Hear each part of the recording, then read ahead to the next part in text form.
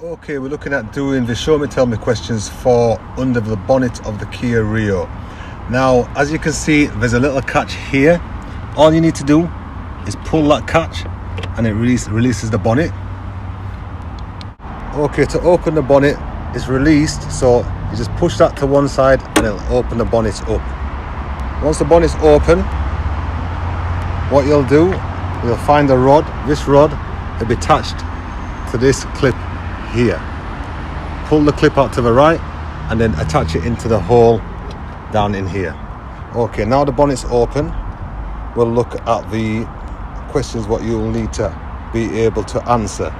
Now there's 4 questions underneath the bonnet. Now the first question we'll go through is, where would you put the brake fluid and how would you know you've got sufficient brake fluid in? So the brake fluid goes here, there's a brake symbol, and you would check between the maximum and minimum markings. Next one, you'd look at where would you put the washer wiper fluid? So the water and the washer wiper fluid, you put it in here and you've got the washer wiper symbol there. How would you know that you've got enough in? You just check in the bottle to see that you've got a sufficient amount of water and washer wiper fluid in there. Okay, the next one is, where would you put the engine coolant and how would you know that you've got sufficient amount of engine coolant in there? Now with this car, my engine coolant bottle is right down here and you can't really see it, but on the bottle when you look over, it's got an F and an L to see if it's full or low. Minimum and maximum will suffice. So you check that bottle and you check to see if your engine coolant is between the minimum and maximum levels. The next thing is your engine oil levels. Now you check your engine oil levels by using your dipstick. What you do, you pull your dipstick out, you clean it. At the bottom of the dipstick you've got the minimum and maximum markers. You put the dipstick back in and then you would take it back out and then check your oil levels. After you've done that, all you do is release this catch and then close the bonnet. Okay, another question what you would be asked is, tell me how you would ensure that the tyres are safe for road use and they have the minimum amount of tread depth. So you would point at the tyres and you would make sure that you've got a minimum amount of tread depth, which is 1.6 millimeters across the 3/4 length of the tyre, which is the top of the tyre out to the outer edge. You'd also check for cuts and bulges around the outer wall and the inner wall of the tyre on the other side. Okay, another question for the show me tell me questions is, how would you adjust your head restraint for maximum protection? Now to adjust your head restraint, you've got a little button here. You'd press the button in and push the head restraint up, making sure that the middle part, the rigid part of the head restraint, is in line with the top of your ears, which is also in line with your eyes. So the next show me tell me question. Now this one is, how would you demist the front windscreen and the rear windscreen effectively? This question is normally asked on the move. Okay, so first and foremost, you know what, let me put my ignition on.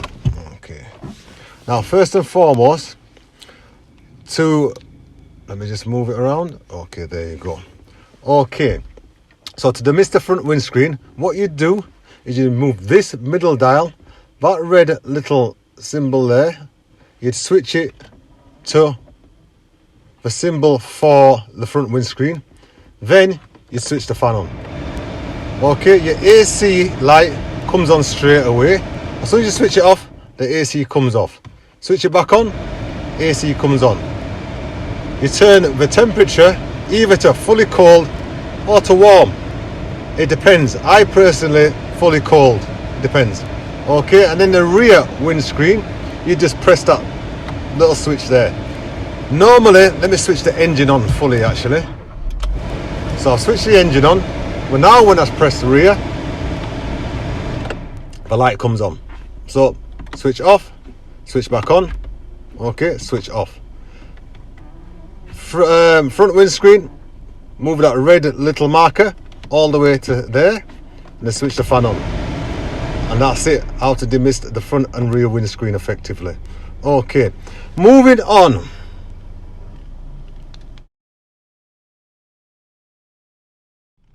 Okay, moving on.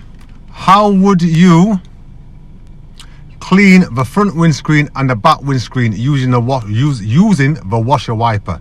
So on your right hand side, you've got this stalk here. All you'd simply do is, let me just move my camera to the windscreen as well. Let's have a look. Okay, so first of all, you just pull it towards you. Okay, now I'm going to move my camera to the windscreen and you can see. All right, squeeze. Okay, and then to go and put water and clean the rear windscreen, you just push it in the opposite direction. So just push it forward to the dashboard. Okay, so pull towards you for front windscreen, push to the dashboard for the rear windscreen, and that's it. Moving on to the next show me tell me question.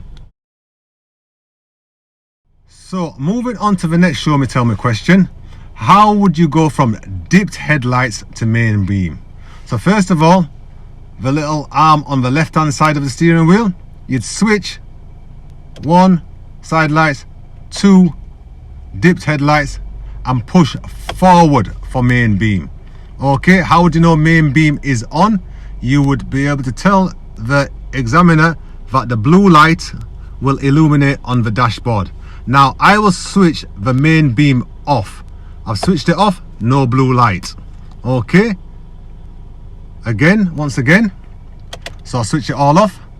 How would you go from main beam, how would you go from dipped headlights? And obviously that's dipped headlights as well, because you know that the lines are dipping down. So you'd go side lights, dipped headlights, and then push forward main beam, and then your main beam would be on, and you'd know that it's on because of the blue light. Okay, moving on to the next.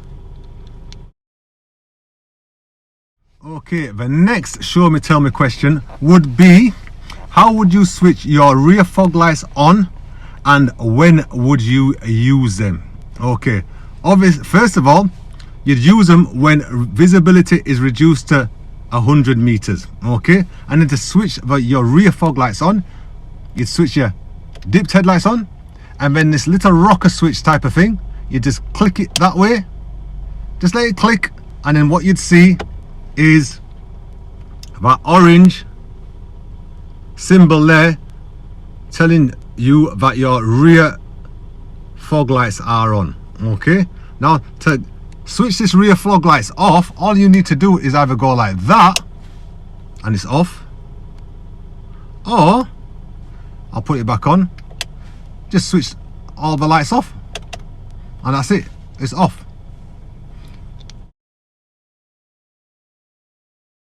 Okay, another show me tell me question is, show me how you would tell or know if the hazard warning lights and directional indicators are working correctly before starting a journey. This is a show me question. So what you'd do is, you'd switch on the hazard warning lights and you'd get out the car and you'd walk around to make sure all the indicator lights are working. 2 at the front, 2 at the back, and 1 at the right of the car and 1 at the left of the car, and then you just switch it off. Okay, another question which is very similar to that is, how would you check that your headlights and tail lights are working correctly before starting the journey? So that's telling me, so all you do is you'd switch the lights on again and you'd get out the car and you'd walk around, but you just have to tell them that. Okay, moving on to the next one. Okay, the next show me tell me question is, how would you know if you had a problem with your power assisted steering? Now there's a couple of ways. Now first of all is when the engine's off. Oh, let's just work this out again. Oh. Right. When the engine's off, the steering wheel's very stiff. As soon as you switch your engine on, it should become noticeably looser. If it doesn't become loose and it stays stiff, there's a problem with your power assisted steering. And also you would get a symbol on your dashboard, that one there, the steering wheel with the exclamation mark. Let me see if I can zoom in for you. Let's have a look. That one there, let's have a look if it's that there, exclamation mark, steering wheel. If that stays on whilst you're driving, there's a problem with your power assisted steering. Let's move on to the next show me tell me question. Okay, the next question would be, how would you know you've got a problem with your anti-lock braking system? Okay, that's the ABS, right? So the only thing you can tell is if you switch on the ignition and you see to the right here, it says ABS. It's just gone off. So I'll switch off the ignition again. I'll switch it back on again. It says ABS just down there. If that ABS light stays on whilst you're driving, it indicates that there's a problem with your anti-lock braking system and it needs to be checked. Another show me tell me question is, how would you check that your parking brake is working and not at the end of its working reach? So what you do is you just put your foot on the foot brake and hold your foot on the foot brake, keep pressing down, release the handbrake, then apply the handbrake again and just let go. And then at that point you can take your foot off the foot brake, but you've got to keep your foot on the foot brake throughout the whole procedure. So foot on the foot brake, release the handbrake, put the handbrake back on, and then take your foot off the foot brake.